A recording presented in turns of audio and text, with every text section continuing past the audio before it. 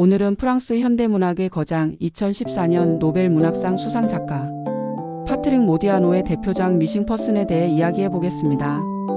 파트릭 모디아노는 1945년 태어나 2014년 노벨 문학상을 수상한 프랑스의 대표적인 현대 소설가입니다. 1968년 라 플라스 드 레투알로 데뷔한 이래 지속적으로 기억과 정체성, 점령기 프랑스의 어두운 과거를 탐구해 왔습니다.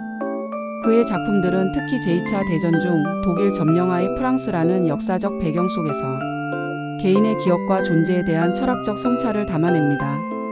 미싱 퍼슨은 원제가 르데 부티크 옵스키르로 1978년 발표된 모디아노의 대표작 중 하나입니다.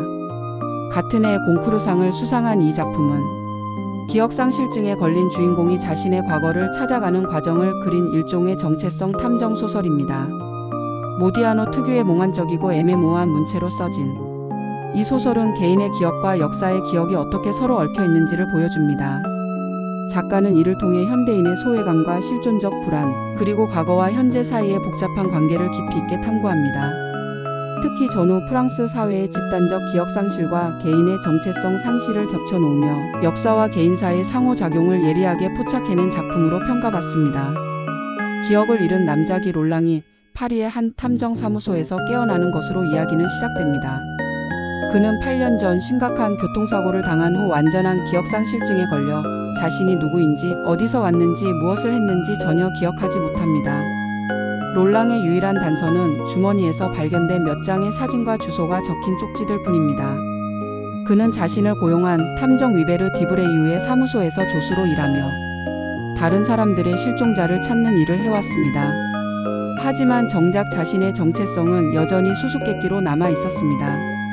디브레이유가 은퇴를 결심하면서 롤랑에게 사무소를 물려주려 하지만 롤랑은 자신의 과거를 찾는 일에 더욱 집착하게 됩니다. 롤랑의 첫 번째 단서는 자신의 지갑에서 발견된 한 여성의 사진입니다. 사진 뒷면에는 드니즈 1965년 메갈레브라고 적혀 있습니다. 그는 이 드니즈라는 여성을 찾기 위해 메갈레브로 향합니다. 메갈레브는 프랑스 북서부의 작은 해안 도시로 여름 휴양지로 유명한 곳입니다. 그곳에서 롤랑은 오래된 호텔들과 상점들을 돌아다니며 드니즈에 대한 정보를 수집합니다.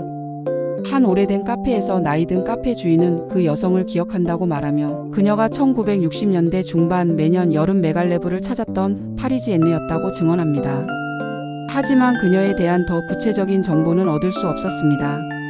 롤랑은 실망하지만 포기하지 않고 메갈레브의 다른 장소들을 탐방합니다. 해변가의 한 사진관에서 롤랑은 놀라운 발견을 합니다. 오래된 사진첩을 뒤지던 중 자신과 드니즈가 함께 찍힌 사진을 발견한 것입니다. 사진 속의 자신은 지금보다 훨씬 젊고 행복해 보였습니다. 사진관 주인은 이 사진이 1965년 여름에 찍힌 것이라고 말하며 당시 이 커플이 매우 사랑스러워 보였다고 회상합니다. 이 발견에 고무된 롤랑은 파리로 돌아와 드니즈를 찾기 위한 더욱 체계적인 수사를 시작합니다.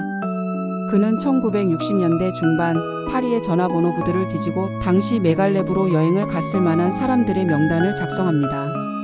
또한 자신의 지갑에서 발견된 다른 단서들도 면밀히 검토합니다. 두 번째 중요한 단서는 모로코 빌라라고 적힌 쪽지입니다. 롤랑은 이것이 레스토랑이나 호텔 이름일 것이라고 추측하고 파리와 근교의 모든 모로코 빌라라는 이름의 장소들을 찾아다닙니다. 몇 주간의 수색 끝에 그는 파리 16구의 한적한 거리에 위치한 작은 레스토랑 모로코 빌라를 발견합니다. 레스토랑 주인 파티마는 아랍계 여성으로 1960년대부터 이 가게를 운영해 왔다고 말합니다. 롤랑이 자신의 사진을 보여주자 파티마는 그를 기억한다고 말합니다. 당신은 지미였어요. 지미 사마랜드라고 불렸죠. 파티마의 증언에 따르면 지미는 1960년대 중반 이 레스토랑의 단골 손님이었으며 항상 혼자 와서 조용히 식사를 했다고 합니다. 지미 사마랜드라는 이름을 단서로 롤랑은 더욱 구체적인 수사를 펼칩니다. 그는 1960년대 파리의 거주자 등록부를 뒤져 이 이름을 찾아봅니다. 하지만 지미 사마랜드라는 이름으로 등록된 사람은 없었습니다. 이것이 가명이었을 가능성을 염두에 두고 롤랑은 다른 방향으로 수사를 전환합니다. 롤랑은 자신의 지갑에서 발견된 세 번째 단서를 검토합니다. 그것은 푸데 제네바 21번지라고 적힌 주소였습니다. 푸데 제네바는 파리 9구의 거리 이름이었습니다. 롤랑은 그곳으로 가서 21번지 건물을 찾습니다. 그곳은 오래된 아파트 건물이었고 건물 관리인은 이미 세상을 떠났지만 그의 아내가 아직 살아 있었습니다. 노파는 롤랑의 사진을 보자마자 그를 알아봅니다. 아, 페드로 맥에버른. 그녀는 롤랑이 1960년대에 이 건물의 3층에 살았던 젊은 남자라고 말합니다. 페드로 맥에버른이라는 이름, 그리고 그가 실제로 이 건물에 거주했다는 사실에 롤랑은 큰 충격을 받습니다. 노파의 기억에 따르면 페드로는 매우 조용한 성격의 젊은이였으며 주로 밤에 외출했다고 합니다. 그는 종종 우아한 여성과 함께 있었는데 그 여성이 바로 드니즈였을 가능성이 크다고 노파는 말합니다. 또한 페드로는 1967년 어느 날 갑자기 사라졌다고 합니다. 임대료를 몇 달치 미리 내고 떠났는데 그 후로는 소식이 없었다고 합니다. 이제 페드로 맥에버른이라는 진짜 이름을 알게 된 롤랑은 출생 기록과 신분증 발급 기록을 뒤집니다. 하지만 놀랍게도 페드로 맥에버른이라는 이름으로 등록된 공식 기록은 존재하지 않았습니다. 이건 역시 가명이었을 가능성이 크다는 결론에 도달한 롤랑은 자신의 진정한 정체성에 대해 더욱 혼란스러워합니다. 롤랑은 다시 메갈렙으로 돌아가 1965년 당시 그곳에 머물렀던 호텔을 찾아냅니다. 호텔 노르망디라는 작은 호텔의 오래된 숙박부에서 그는 페드로 맥에버른 8이라고 등록된 기록을 발견합니다. 그리고 같은 날짜에 드니즈 코르로 8이라는 이름도 발견합니다. 드니즈의 성은 코르로였던 것입니다. 파리로 돌아온 롤랑은 드니즈 코르로를 찾기 위해 전력을 다합니다. 1960년대 전화번호부와 거주자 등록부를 샅샅이 뒤진 끝에 그는 파리 17구에 거주했던 드니즈 코르로의 기록을 발견합니다. 하지만 그 주소로 가보니 건물은 이미 철거되어 신축 아파트가 들어서 있었습니다. 인근 상점들을 돌아다니며 수소문한 결과 롤랑은 드니즈가 1960년대 말 이 동네를 떠났다는 정보를 얻습니다. 한 오래된 빵집 주인은 드니즈를 기억한다고 말하며 그녀가 매우 아름다운 여성이었고 종종 젊은 남성과 함께 다녔다고 증언합니다. 그 남성의 묘사는 롤랑 자신과 일치했습니다. 빵집 주인은 또한 드니즈가 갑자기 동네를 떠날 때 매우 슬퍼 보였다고 말합니다. 마치 무언가 끔찍한 일이 일어난 것처럼 보였다는 것입니다. 이 증언은 롤랑에게 새로운 의문을 제기합니다. 1967년 자신과 드니즈에게 무슨 일이 일어났던 것일까? 롤랑은 다시 자신의 지갑을 면밀히 검토합니다. 그리고 이전에 놓쳤던 작은 단서를 발견합니다. 지갑의 안주머니에 숨겨져 있던 아주 작은 종이 조각이었습니다. 그 위에는 보르카 텔레폰 452367이라고 적혀 있었습니다. 보르카라는 이름은 동유럽계로 보였습니다. 롤랑은 이 전화번호로 전화를 걸어봅니다. 하지만 그 번호는 이미 사용되지 않고 있었습니다. 1960년대 전화번호부를 뒤져서 4523, 67이라는 번호의 주인을 찾아보니 파리 11구의 한 아파트에 등록되어 있었습니다. 롤랑은 그 주소로 찾아갑니다. 오래된 아파트 건물이었고 관리인은 1960년대부터 이 건물을 관리해온 늙은 남자였습니다. 롤랑이 보르카라는 이름을 언급하자 관리인의 표정이 굳어집니다. 보르카? 안톤 보르카 말인가? 그는 오래전에 죽었어. 관리인에 따르면 안톤 보르카는 유고슬라비아 출신의 중년 남성으로 1960년대 이 건물에 살았다고 합니다.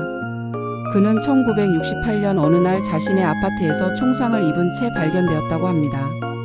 경찰은 자살로 결론지었지만 관리인은 수상하게 생각했다고 말합니다. 그는 총 같은 것에 관심이 없던 사람이었어. 그리고 죽기 며칠 전에 누군가가 그를 찾아왔다고 들었어. 젊은 남자였다고 하는데.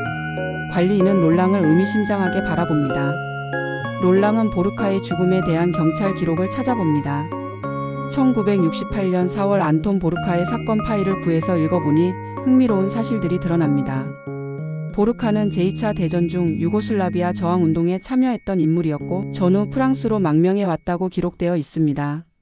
더욱 놀라운 것은 보르카가 1960년대 중반부터 개인 탐정으로 활동했다는 사실입니다. 주로 실종자를 찾는 일을 했으며 고객들은 대부분 전쟁의 혼란 속에서 가족을 잃어버린 사람들이었습니다. 롤랑은 이것이 자신과 보르카를 연결하는 고리일 수도 있다고 생각합니다. 경찰 기록에는 보르카의 고객 명단도 포함되어 있었습니다. 그 중에서 롤랑의 눈에 띄는 이름이 있었습니다. 드니즈 코르로. 실종된 애인 페드로 맥에버른을 찾아달라고 의뢰. 1967년 12월. 이것은 충격적인 발견이었습니다. 드니즈가 자신을 찾기 위해 보르카에게 탐정 일을 의뢰했다는 것입니다. 롤랑은 이제 사건의 전체적인 윤곽을 그려보기 시작합니다. 1967년 여름 자신이 갑자기 사라진다. 드니즈는 그를 찾기 위해 안톤 보르카라는 개인 탐정에게 의뢰한다. 보르카는 수사를 진행하다가 1968년 4월 의문의 죽음을 당한다. 그리고 자신은 그해 교통사고로 기억을 잃는다. 보르카의 수첩에는 페드로 메게버른 사건에 대한 상세한 기록이 적혀 있었습니다. 보르카는 페드로의 행방을 추적하면서 여러 단서들을 수집했습니다. 그 중에는 페드로가 1967년 7월 마지막으로 목격된 장소도 포함되어 있었습니다. 그곳은 파리 19구의 한 창고 지역이었습니다. 보르카의 기록에 따르면 페드로는 그 창고에서 누군가와 만나기로 되어 있었다고 합니다. 하지만 그 약속 이후로는 완전히 자취를 감추었습니다. 보르카는 이것이 단순한 실종이 아니라 더 복잡한 사건일 가능성이 크다고 판단했던 것 같습니다. 롤랑은 그 창고 지역으로 향합니다. 1960년대와는 많이 달라져 있었지만 몇몇 오래된 건물들은 여전히 남아 있었습니다. 그는 인근의 오래된 상점들을 돌아다니며 1967년 당시의 일에 대해 묻습니다. 한 늙은 야간 경비원이 흥미로운 증언을 해줍니다. 1967년 여름. 그때 이 근처에서 이상한 일이 있었지. 어느 날 밤 큰 소음이 들렸어. 마치 총소리 같은. 하지만 경찰은 오지 않았고 아무도 그 일에 대해 말하려 하지 않았어. 그 후로 그 창고는 계속 비어 있었지. 롤랑은 그 창고를 찾아갑니다. 낡고 버려진 건물이었지만 아직도 그 자리에 서 있었습니다. 건물 안으로 들어가자 오랜 세월의 흔적이 역력했습니다. 하지만 롤랑은 이상한 감각을 느낍니다. 마치 이곳을 전에 와본 적이 있는 것 같은 기분이었습니다. 건물 안을 돌아다니던 롤랑은 바닥에서 오래된 혈흔 같은 것을 발견합니다. 그리고 벽 한 모서리에서 총알 구멍 같은 흔적도 발견합니다. 이 모든 것이 1967년 여름 이곳에서 무언가 폭력적인 일이 일어났음을 시사합니다. 갑자기 롤랑의 머릿속에 흐릿한 기억의 조각들이 떠오르기 시작합니다. 어둠 속에서 누군가와 대화하는 장면, 긴장한 목소리들, 그리고 총소리. 하지만 이것들이 진짜 기억인지 단순한 상상인지 확실하지 않습니다.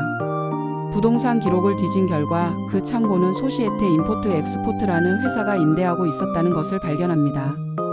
이 회사에 대해 조사해보니 1960년대 중반부터 1968년까지 존재했던 수입 수출업체였습니다. 하지만 회사의 실제 업무 내용은 불분명했고 1968년 갑자기 폐업했다고 기록되어 있습니다.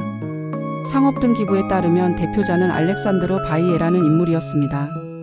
바이에에 대한 기록을 찾던 중 그는 놀라운 사실을 발견합니다. 알렉산드르 바이에는 1968년 보르카가 죽은 바로 다음 주에 프랑스를 떠나 남미로 이주했다고 되어 있습니다.